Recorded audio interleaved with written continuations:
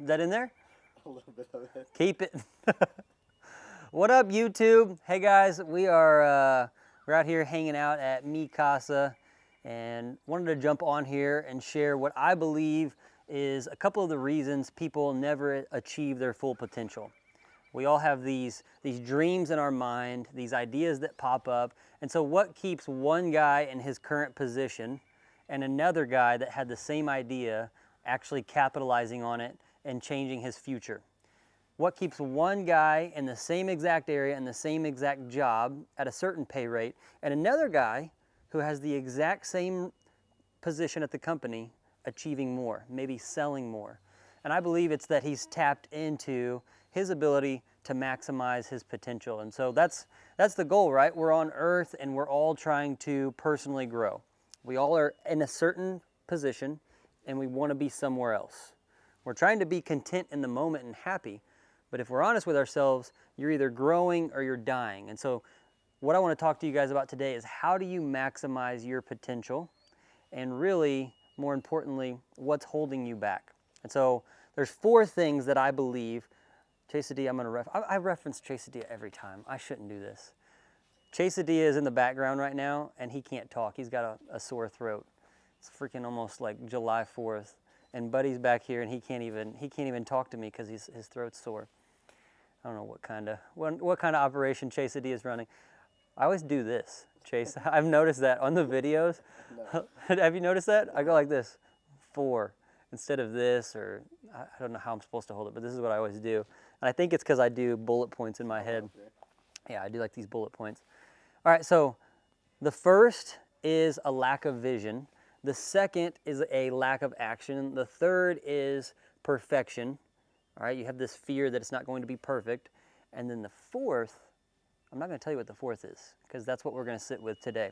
So the other 3 we're just going to touch on briefly, but lack of vision. You may be working really hard, but you don't have a crystal clear vision of where you're going. And so your life is cluttered, you're working hard, you're sacrificing, and you do a lot of daily tasks, but your lack of vision may be pushing you towards a different direction. Or maybe your lack of vision gets you so disconnected that you feel like, oh man, I don't even know what I'm supposed to do. Like, I know I want something better, but I don't know what I'm supposed to be doing right now in the moment. I've seen with a couple of the guys that I mentor, a couple of the guys on our team, they have this idea and they know when they start off what they picture it as, but then they get into the daily tasks and their lack of clarity around that vision disconnects them from pursuing that dream. Or maybe they have a vision and they just never refer back to it enough. So in the daily operations, when you start to get bogged down, you throw your head up and you're just like, oh my gosh. It's that moment that you need to be referring back to your vision. So that can be a problem for guys. And if you don't have that crystal clear vision, you will eventually start to spin your wheels and not maximize your potential. And so that's what we're talking about today. Number 2 is a lack of action. Guys, this is just work ethic. Are you working hard enough to get where you want to go? Or are you just doing a 9-to-5 job? Is it consuming you so much that you can't help but take action on it? Is it filling you with so much passion and you want to make such an impact that you can't help but take action on it with your spare time? Whenever you have a free moment, you're thinking about it. Whenever you're doing something for it, you have another idea somewhere else.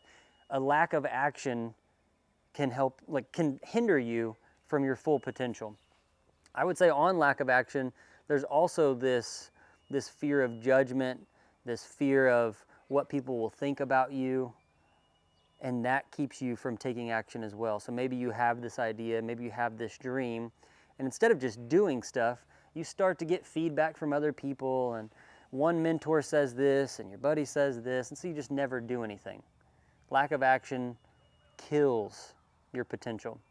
Number 3, losing my train of thought here, Chasadilla. So there's lack of vision, lack of action, and there's perfection. This one's big. This one is big. You couple lack of action with the fear of it being perfect, bro, I would say 90% of people's dreams are crushed by that alone. They just don't do anything, and they're worried about it being perfect. So you couple those two things, and then you've got the judgment of outside people. You just never do anything. It just cripples you. And so you're performing at 50% of capacity because you're taking action on things, but you're worried about being perfect. And when you're starting something new, it can't be perfect. You've just got to put one foot in front of the other. So those are the three off the top that we're just touching on briefly. The fourth one, guys, the fourth one is what we're going to sit with. And this one is hitting close to home for me. I'm getting ready to talk to some of the guys at Green again about this, but your 5 closest is what I call it. So you've got lack of vision, lack of action, fear of perfection, and your 5 closest. A lot of people talk about this. You're the sum of the 5 people that you hang out with. But I don't think here's what I want you to realize. You can catch negativity more than you can catch positivity. And so right now, a lot of people are looking towards mentors, looking towards coaches, and they're doing a great job of getting poured into. But what they're not thinking about is that you can catch negativity like you can catch a cold. And so who are your 5 closest? If you look at your phone right now, look back over this week, who did you talk to the most? Who are you hanging out with the most? Who are you texting the most? Who's in your earbuds 30 to 3 hours a day, 30 minutes to 3 hours a day, just BSing with you? They're talking about whatever. They could be talking about their personal life, talking about their truck, talking about their current job, where they want to be. Are they complaining about their current situation? Are they being average? So my point with the 5 closest is not to just dump your 5 closest friends or swap them out. My point is, be careful that they're not just being average. If they want a 9-to-5 job, that's fine. If they want to sit with, living in their mom's basement and saving up money and just chasing a corporate job, that's fine. But make sure that you're not allowing them to affect what your mindset is. Because what I'm seeing right now is your 5 closest people get you in a position where you're constantly comparing to other people. And what happens when you constantly compare? When you constantly compare, you never win, because eventually the grass looks greener on the other side. And the grass looks greener on the other side because you're trying to maximize your potential. So as you're trying to maximize your potential, you're chasing your vision, you're taking action, you're not worried about perfection, and you're just working all these hours. You're working 100-hour weeks. And then you've got your 5 closest over here that seem to have a cush life.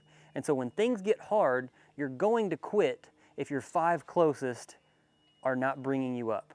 If your 5 closest are not killers like you are, you're going to quit eventually. It's just a matter of time. When things get tough, you're going to compare to them, and you're going to jump to whatever they're doing currently. You can look it up. You're going to be within 10% net worth of whatever your 5 closest people are. So if you're talking to somebody who's making minimum wage, chances are you're going to be close to minimum wage. It's only a matter of time. You're going to quit what you're doing because you're comparing to their lifestyle. So I would say, stop worrying so much about mentors right now and start focusing on who are the 5 closest people that I'm talking to, and should I talk to them less and swap them out with somebody who's killing it. Swap it out with somebody who is actually doing what I'm trying to do, somebody who's trying to maximize their potential. That's big. Those are the 4 things, guys, that I think kill more dreams than anything else. Again, it's lack of action, or lack of vision, lack of action, fear of it not being perfect, and your 5 closest.